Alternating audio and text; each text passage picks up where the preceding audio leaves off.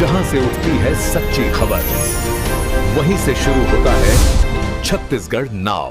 नमस्कार, मैं ज्योति और आप देख रहे हैं छत्तीसगढ़ नाउ डिजिटल। रायगढ़ जिले के टपरिया बॉर्डर पर कल देर शाम ओडिशा के ट्रांसपोर्टरों और गाड़ी मालिकों द्वारा रायगढ़ के ट्रांसपोर्टरों और वाहन मालिकों के साथ मारपीट की गंभीर घटना सामने आई थी।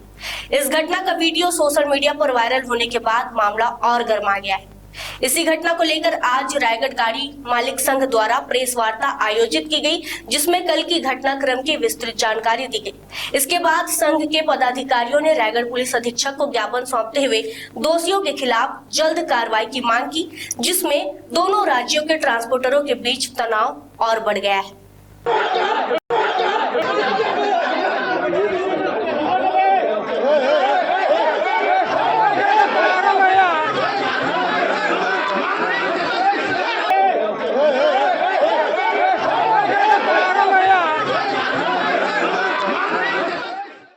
घटना को लेकर आज रायगढ़ के वृंदावन चौक में रायगढ़ गाड़ी मालिक संघ द्वारा एक प्रेस वार्ता आयोजित की गई।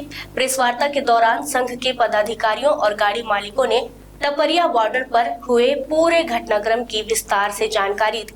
संघ ने आरोप लगाया कि ओडिशा के ट्रांसपोर्टरों द्वारा संगठित तरीके से रायगढ़ के गाड़ी मालिकों और ड्राइवरों के साथ मारपीट की गई, जिससे कई वाहन चालकों को चोटें आई और भय का माहौल बन गया। प्रेस वार्ता के बाद रायगढ़ गाड़ी मालिक संघ के सदस्यों ने पुलिस अधीक्षक कार्यालय पहुंचकर एसपी को ज्ञापन सौंपा। ज्ञापन के माध्यम से संघ ने मांग की कि मारपीट की इस घटना में शामिल सभी दोषियों की पहचान कर उनके खिलाफ जल्द से जल्द सख्त कानूनी कार्रवाई की जाए। इस पर पुलिस अधीक्षक ने संघ को आश्वासन दिया कि जिन व्यक्तियों के नाम प्रकरण में दर्ज है, उनके खिलाफ नियमानुसार कठोर कार्रवाई की जाएगी। संघ के सदस्यों ने बताया कि घटना के बाद विरोध स्वरूप हमीरपुर बॉर्डर को पूरी तरह से सील कर दिया गया है। उन्होंने कहा कि वर्तमान में ना तो ओडिशा की ओर से कोई गाड़ी छत्तीसगढ़ में प्रवेश कर रही है और ना ही रायगढ़ की कोई गाड़ी ओडिशा की ओर भेजी जा रही है। जब तक इस मामले में दोनों पक्षों के बीच कोई ठोस समझौता नहीं होता, तब तक यह आवागमन पूरी तरह से बंद रहेगा। संघ ने यह भी आरोप लगाया कि ओडिशा में फंसी रायगढ़ की कई गाड़ियों की चाबियां जबरन छीन ली गई हैं और उनके दस्तावेज भी जब्त कर लिए गए हैं। साथ ही वहां फंसे ड्राइवरों के साथ दुर्व्यवहार किए जाने की शिकायतें भी सामने आई। इन सभी गंभीर आरोपों को संघ ने पुलिस अधीक्षक के समक्ष रखा, जिस पर एसपी ने मामले को गंभीरता से लेते हुए उचित कार्रवाई और आवश्यक समन्वय की बात कही है। घटना के बाद से सीमा क्षेत्र में तनाव का माहौल बना हुआ है और स्थिति पर प्रशासन की नजर बनी हुई है। बताएंगे भैया, गिरफ्तारी की मांग को लेकर आपने प्रेस वार्ता भी की, आज मुलाकात भी की कप्तान से, क्या बात हुई, क्या बात पड़ता? जी, आज रायगढ़ जिला टेलर मालिक कल्याण संघ के सदस्य सभी आज हम एसपी साहब के पास पहुंचे। कल की घटना को लेकर हम एसपी साहब से मिले और एसपी साहब ने पूरा ये आश्वासन दिया है कि जो भी कल दोषी व्यक्ति जिसके नाम से हमने एफआईआर दर्ज कराई है, जितने लोग उनके ऊपर कड़ी से कड़ी कार्रवाई की जाएगी कि आने वाले समय में ऐसा कोई व्यक्ति कार्य करने से पहले 100 बार सोचे और उसके बाद वो कार्य करे।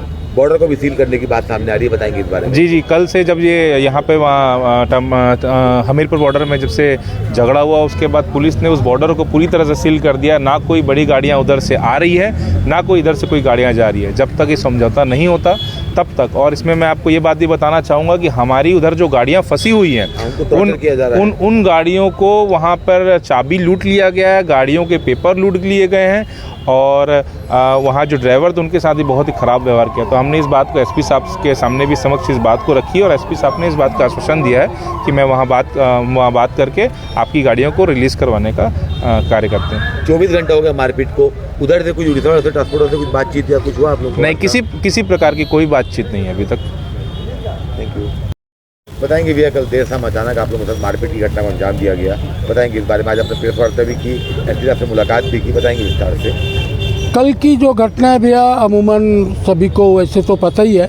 कल हम लोग अपने कार्यालय में वहाँ पे शांतिपूर्वक बैठे थे, जैसा कि उन लोग सडनली प्लान के साथ आकर के आग्नेयास्त्रों और केमिकल हथियारों से लैस होकर के अटैक किए, ये तो सबको पता ही है। और आज हमने प्रेस वार्ता में भी ब्रीफ किया।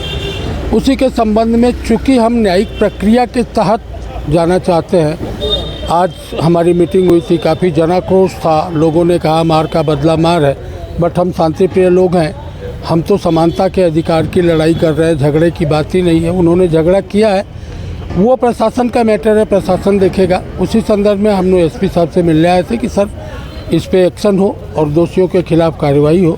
माननीय एसपी साहब और जिले के संवेदनशील एसपी हैं, उन्होंने हमारी दर्द को समझा और उन्होंने हमें ये पूरी तरीके से आश्वासन दिया है कि दोषियों के खिलाफ तत्काल और जितना जल्दी हो उचित कार्रवाई होगी और जो भी एक्शन हो सकता है। उन्होंने एक चीज़ और हमसे बात की कि आपकी गाड़ियाँ उधर कितनी फंसी हुई हैं और उनकी गाड़ियाँ इधर कितनी हैं। हमने बोला सर चूँकि उनकी प्लानिंग थी तो उनकी गाड़ियाँ इधर नहीं हैं, 60-70 गाड़ियाँ होंगी।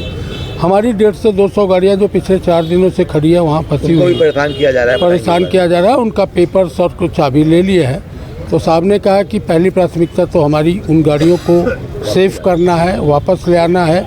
आप क्या चाहते हो? हम कहा सर हमारी गाड़ियाँ हमारे क्षेत्र में आ जाएं, इससे ज़्यादा और क्या चाहिए हमको।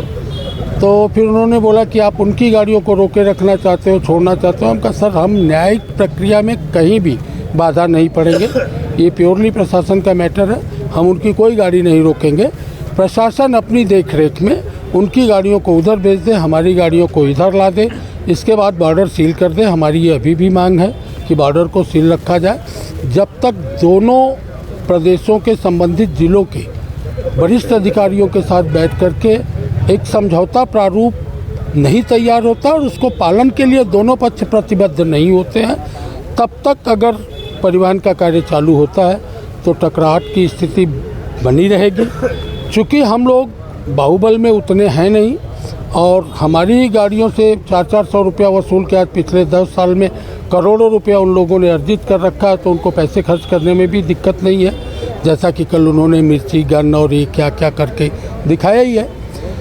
सो दैट साहब उस चीज़ से संतुष्ट दिखे मुझे और हमें पर्सनली, हमारे यूनियन को, हमारे परिवार को, हमारे ज़िले के प्रशासन पे, हमारे ज़िले की मीडिया पे पूरा भरोसा है कि हमारा प्रशासन, हमारा मीडिया, हमारे क्षेत्रीय जनप्रतिनिधि सब लोग सच्चाई से अवगत हैं और सब लोग सच का साथ देंगे।